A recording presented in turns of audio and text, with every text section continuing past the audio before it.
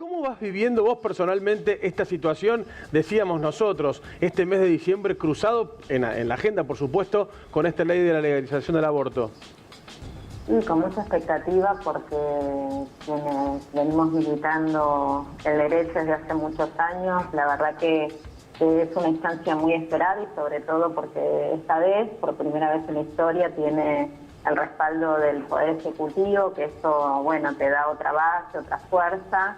Y además venimos de instancias de organización muy fuertes, con un enorme apoyo popular, con un gran nivel de movilización, con una instalación muy fuerte de la discusión en todos lados, en las casas, en las escuelas, en las casas, en todos los ámbitos de socialización. La discusión está muy instalada y muy elaborada también, porque no es simplemente un tema que se cuenta en la agenda, sino que se ha elaborado mucho la discusión en base a lo que han sido las plenarias de 2018 y a la evolución de este tema dentro de la discusión de la opinión pública, y bueno, y ahora también a partir de esta nueva instancia donde también estamos generando ámbitos plenarios para que se vuelva a retomar esa discusión tal cual se hizo en el 2018, con otro nivel de evolución también, porque hay otro nivel de instalación en la sociedad y otra elaboración en base a todo lo que fue sucediendo estos últimos años, pero bueno, con esta enorme expectativa, ¿no? de que podamos tener un diciembre con ley. Gabriela, buenos días. María Paula Salor te saluda. Te quería consultar por el proyecto que presentó el bloque Córdoba Federal, un proyecto que tiende más a la despenalización que a la legalización del aborto. Quería saber si estabas al tanto y qué opinabas al respecto de este proyecto. Mira, yo creo que es una gran evolución. Yo recuerdo cuando fue la discusión en el 2018, donde no se planteaba por parte de ninguno de los diputados y diputadas o bloques que se expresaban claramente como opositores a esta discusión o a la legalización del aborto, ni siquiera se planteaba la posibilidad de la despenalización. Solamente se hablaba de la educación sexual integral, que ahora el proyecto del Ejecutivo lo incluye, pero no se hablaba siquiera de la despenalización. Creo que esto marca una evolución.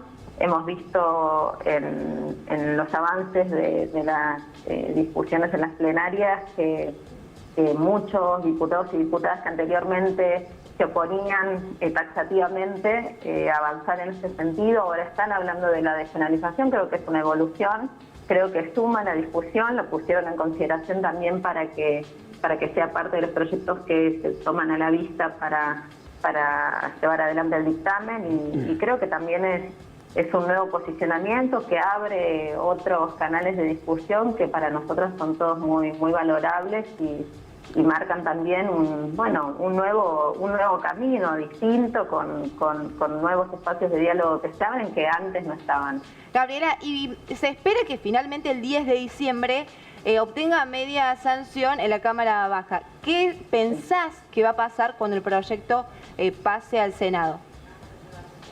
Mira, yo viendo cómo ha ido evolucionando el Senado en base a sus discusiones y también la renovación que ha habido en el 2019, creo que en el Senado el proyecto va a tener el curso que debe tener y que finalmente vamos a poder sancionar la ley.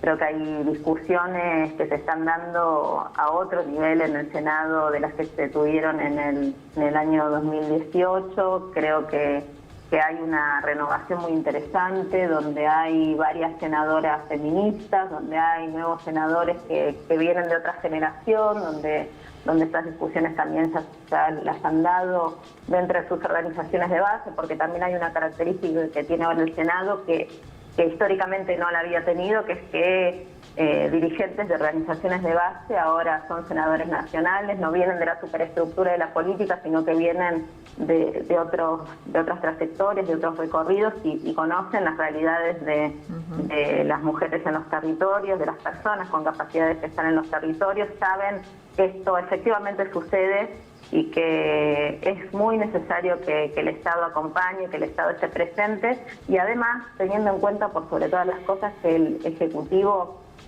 ha presentado otro proyecto, que es el proyecto de los 1000 días, que es un proyecto que se complementa con el de IDE y que los dos van orientados en el mismo sentido. Gabriela, un principio el acceso a la salud integral de la mujer y la capacidad de decidir. ¿Cómo andas? Buen día, Gabriel Silva te saluda. ¿Cómo te va? Buen día. Bien, atento a lo que decías sobre el Senado también y teniendo en cuenta que es una discusión transversal, es decir, que genera adhesiones y rechazos a ambos lados de la grieta, digamos. Mayans, que es el jefe del oficialismo, del bloque oficialista en el Senado, también manifestó sus reparos a si era o no el momento para trasladar esta discusión al Congreso. Mira, yo creo que hay discusiones que desde donde uno esté parado para analizar esas realidades nunca va a encontrar el momento para darlas.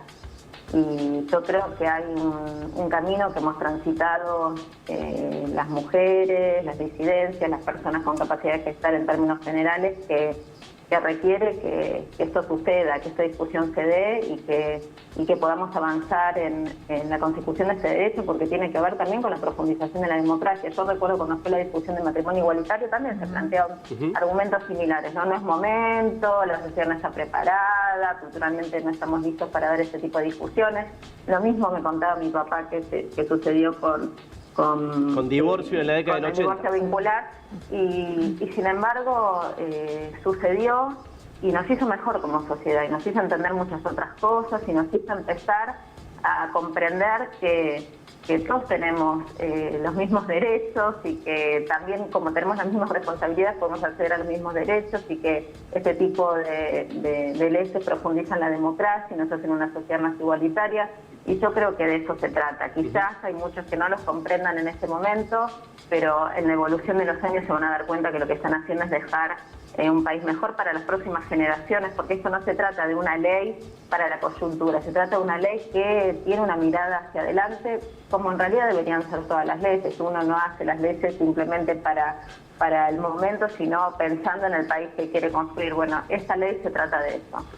Gabriela, te agradecemos. Yo, antes de despedirte, quería decirte que también me da la sensación a mí de este lado que en este momento del país y sobre todo el discurso de quienes están a favor de la legalización del aborto ha disminuido su carga energética, ha disminuido su imperativismo, ¿me entendés? Y eso a la sociedad también le ha entrado de otra manera. Sí. Y me parece que eso ha sido positivo. Yo siempre le digo a Paula Salort que a mí me da la sensación, cuando vos empezás a meterte en la ley, empezás a leer y empezás a informarte, a mí me da la sensación que está mal vendida.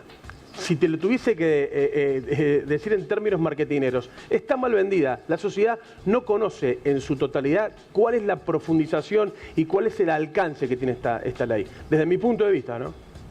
Posiblemente sí, posiblemente tengas razón. Lo que pasa es que generalmente estamos más atravesados por las discusiones económicas que por este otro tipo de discusiones. Sí, y políticas, ¿no? Y políticas. De derecho. Entonces, sí, puede ser que también se le dé menos espacio en las discusiones que se llevan adelante en los medios de comunicación, o nosotros mismos no lo estemos comunicando con el suficiente ímpetu, como decías vos recién, pero yo creo que de verdad es un paso hacia adelante muy importante, sobre todo por lo que te decía recién, ¿no? Acá hay una respuesta concreta por parte del Estado que tiene que ver con hacerse cargo con una realidad que sucede, pero también está la opción, siempre teniendo en cuenta que las personas con capacidad de gestar tenemos derecho a decidir, de acompañar a quien decida llevar adelante un embarazo desde el momento de la gestación, teniendo en cuenta que la situación económica o una situación difícil que pueda estar atravesando una persona no puede ser un condicionante en la toma de decisiones.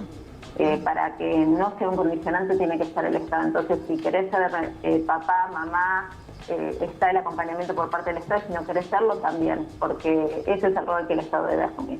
Gabriela, gracias, que tengas buen día. No, por favor, buen día.